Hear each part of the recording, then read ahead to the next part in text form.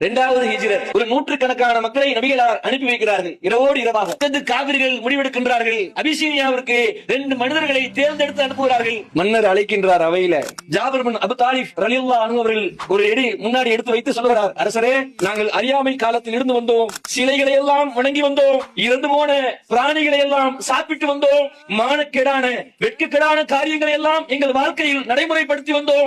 எங்கள் அண்டை வீட்டாருக்கு தொந்தரவு கொடுத்து வந்தோம். எங்களில் வலியவர் எளியவரை அடித்து உண்டு கொண்டிருந்தார்கள்.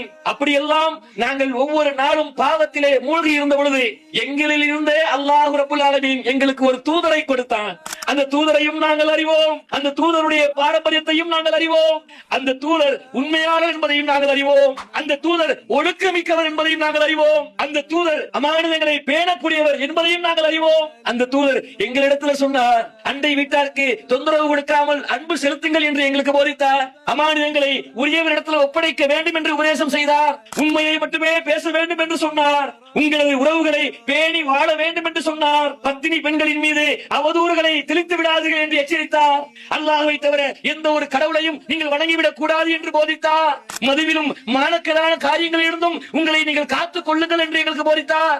ஏழைகளுக்கு உதவிட சொன்னார். நாங்கள் அவரை அப்படியே பின்பற்றினோம். ஒரு பெரிய சரசரசரன்னு அடிக்கிறார். அடிச்ச உடனே சபையே அப்படியே கலந்து போய் நிற்கிறது.